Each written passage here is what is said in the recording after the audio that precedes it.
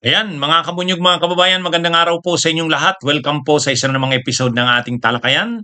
ATD, ano ang totoo dito?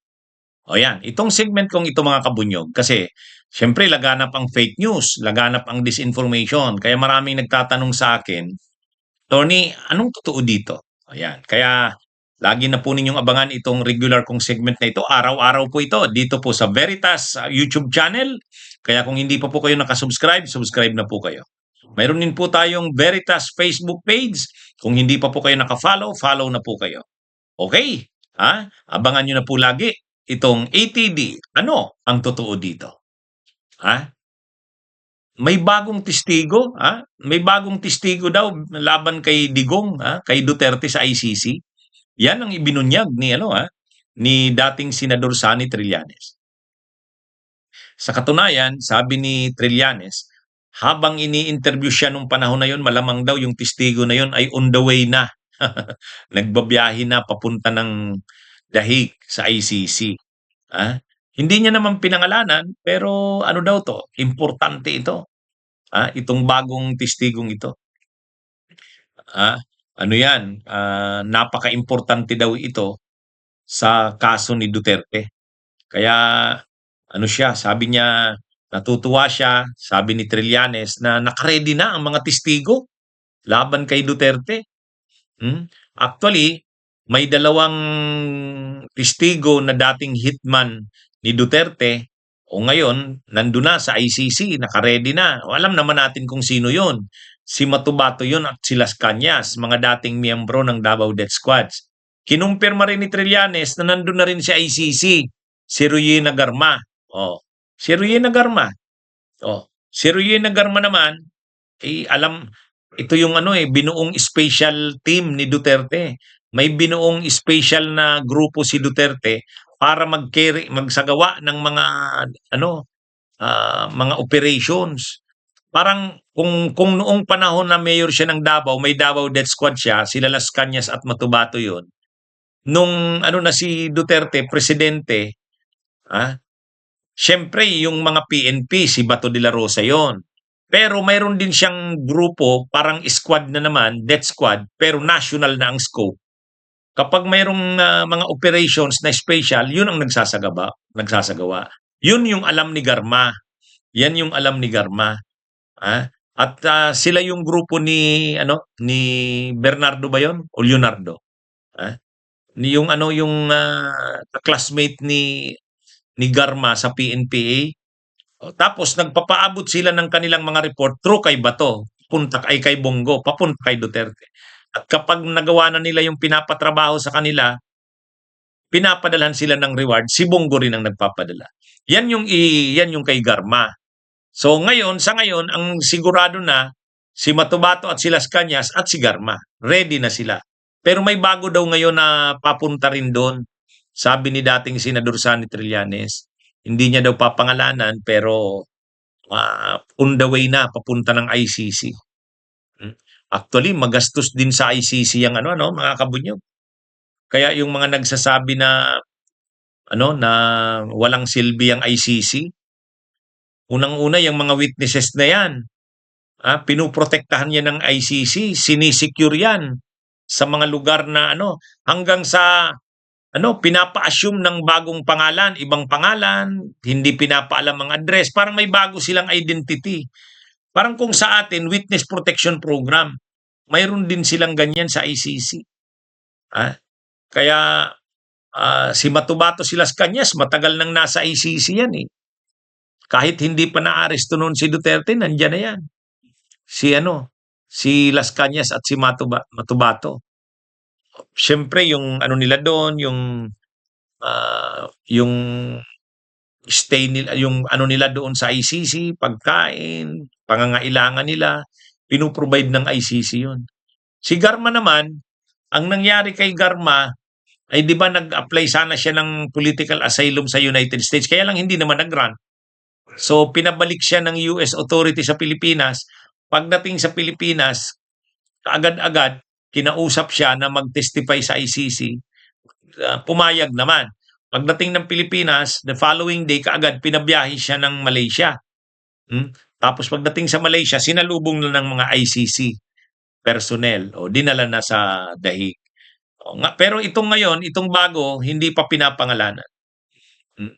Kaya ang mga testigo laban kay Duterte matitibay eh. Matitibay. Kaya sino naman yung nagsasabi na walang matibay na testigo laban kay Duterte? Si Matubato at si Las Cañas. May personal knowledge talaga ng mga pagpatay nung panahon ng mayoral period.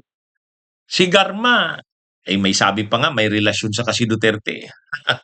Ah, maraming nalalaman si Garma. Oh, maraming nalalaman. Kaya nga, sa dami ng pinagawa ni Duterte kay Garma, sa grupo ni Garma, tungkol sa mga operation sa drug war, marami yung grupo na yan, nila Garma, Leonardo, yan. At dahil dyan, nirewardan si Garma, prinomote ng matataas na posisyon, ginawang general manager ng PCSO, general manager o chairman. Basta head siya ng PCSO. Si Garma. Kaya lang siyempre nung bandang huli, siya ah, na ah, nasukol na si Garma at nung na siya, wala na siyang nakonsensya na rin, sabay ng konsensya at naipit na rin, wala na siyang kawala, nag-cooperate na. Nag-cooperate na. Yan na ngayon. Kaya matibay na testigo yan si Garma, lalo kay Bongo. Si Garma ang testigo kay Bongo eh. Itong bagong testigo, hindi natin alam kung para saan to. Kung anong sasabihin nito. Pero hindi kasi pinapangalanan pa ni Trillanes eh. Pero sabi niya, basta importante itong testigo na to, sabi niya. At on the way na, papunta ng ICC. Ang defense, wala tayong alam na testigo ang defense. Maliban siguro kay Duterte. ha? Si Kaufman yata hindi preparado sa trial eh.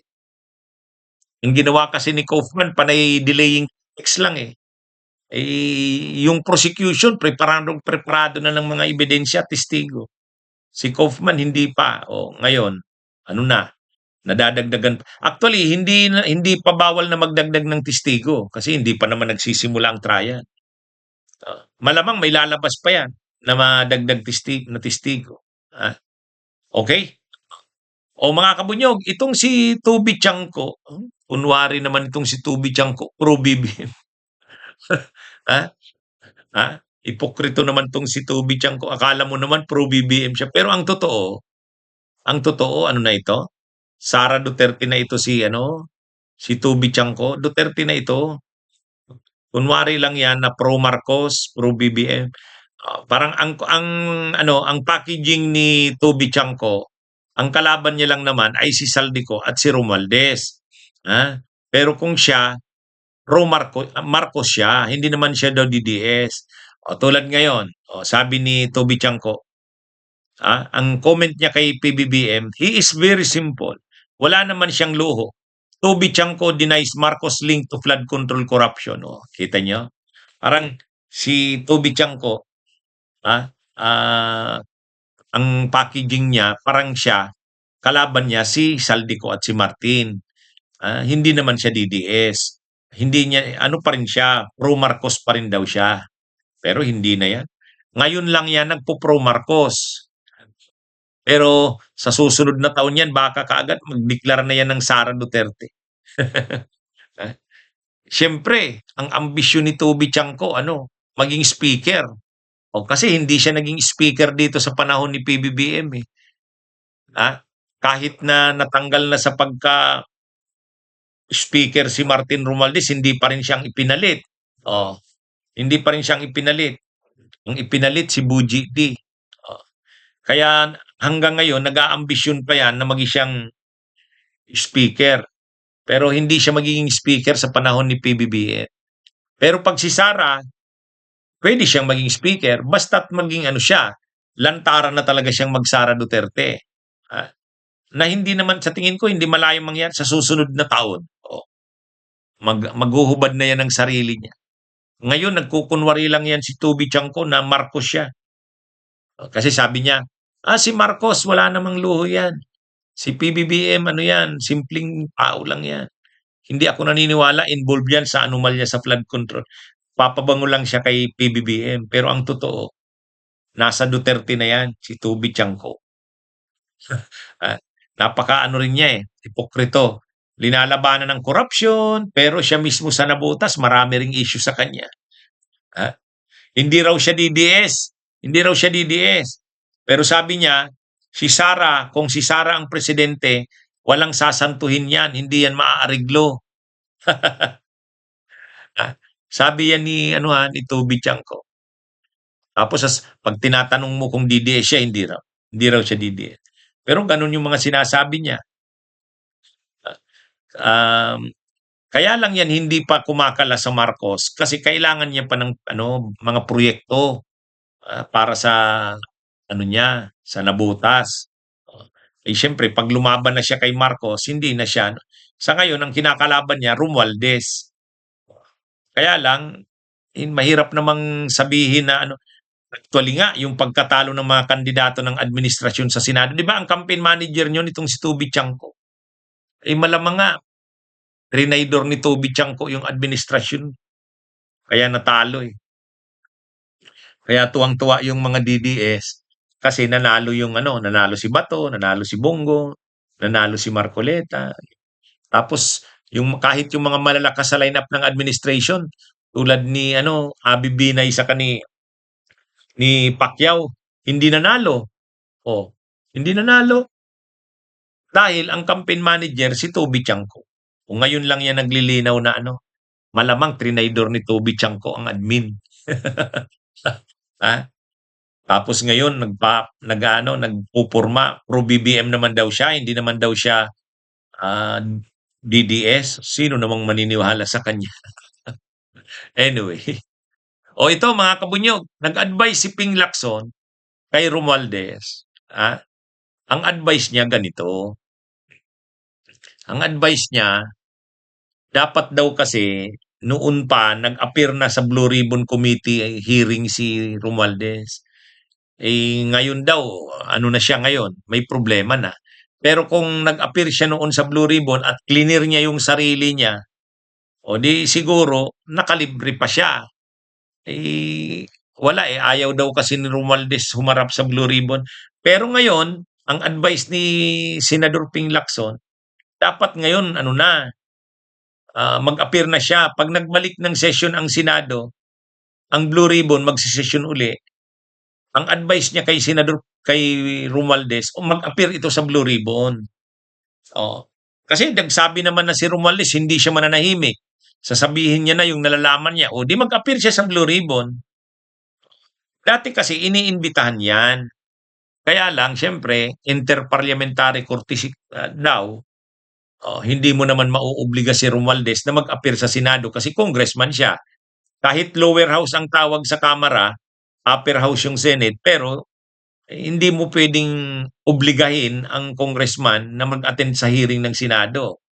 Violation siya ng interparliamentary courtesy, may tradisyon na ganun eh. O kaya lang, ang sinasabi ni Senator Ping Lacson, dapat hindi na inisip ni Romualdez yung interparliamentary courtesy. Ang isipin niya, mailabas niya yung side niya. O syempre sa Blue Ribbon, magandang platform 'yon kasi pwede siyang tanungin ng mga senador. O pagkatapos naka-televise yan, naka-live stream. So makikita doon na may sagot siya sa mga issues kanya. Hindi humarap si Romualdez eh. Humarap lang siya sa ICI. Pasikreto pa, hindi naman naka-live stream 'yon. Kaya ngayon, gusto ni Romualdez i-clear yung pangalan niya kasi nasira daw yung reputasyon niya. Ang paraan talaga niyan para ma-clear ang pangalan niya, mag-appear siya sa Blue Ribbon. Sabi ni Senador Ping Lacson, iimbitahan niya. O di sana sa pagkakataong yan, umattend na si Romualdez. Totoo naman yung sinasabi ni Senador Ping Lacson. Maganda ang magiging epekto kay Romualdez pag nag-attend siya sa Blue Ribbon. Kasi talagang masasagot niya doon yung mga issue sa kanya, yung mga akusasyon sa kanya. Yung mga ebidensya laban sa kanya, actually, maganda kung nandun si Romualdez ipatawag din ni Ping Lacson yung mga ex-Marines. Maganda yun. Magkaharapan na. 'Di ba? Yun yung maganda doon. Kung gagawin niya ni Senador Ping Lacson. Ah, Total ginamit na rin naman ng ombudsman yung ex-Marines, eh. 'Di ba? Yung kanilang sinumpaang salaysay ginamit na rin ng ombudsman, pati yung kay Gutesa. O di pa-appearin na, dapat pa-appearin na ni Senador Ping Lacson sa Senate Blue Ribbon itong mga itong mga ex-Marines. Tapos sabay humarap na rin si Martin Romualdez. Kaya kung gusto ni Romualdez maano siya, maipakita niyang hindi talaga siya involved, mag-appear siya sa Blue Ribbon. At nandun yung ex-Marines. Maganda nga kung nandito na si Saldico. Magkaharapan sila. Di ba? O, Kaya i-take niya na dapat ni Romualdez yung advice ni Ping Lacson. Si Senador Ping Lacson naman, ano yan, ituloy niya yung pagdinig ng Blue Ribbon. Tinigil niya na kasi. Tinigil niya na. Marami pang iimbestigahan ng Blue Ribbon eh. Hindi pa nga naiimbestigahan si Amina Pangandaman. Si Adrian Bersamin. 'Di ba? Hindi pa. Marami pang dapat imbestigahan ang Blue Ribbon. At ngayon dapat na 'yan, pag-resume ng session ng Senado, resume din uli ang Blue Ribbon. At sana umattend nga si Romualdez at pagharapin sa kayong mga ex-Marines. Maganda 'yan. Kapag naharap ni Romualdez yung ex-Marines at nasagot niya ang mga issue noon, nakita ng publiko, maano siya diyan, ah, ma makakabawi siya niyan. Ngayon kasi, siyempre dahil kinakasuhan siya, negative sa kanya 'yan. Pero kung masasagot niya yung mga issue sa kanya, kaharap yung mga ex-Marines na 'yan, maganda 'yan. 'Yan ang gustong makita ng taong bayan. Okay, mga kabunyog, mga kabayan, magandang araw sa inyong lahat. Mabuhay po tayo.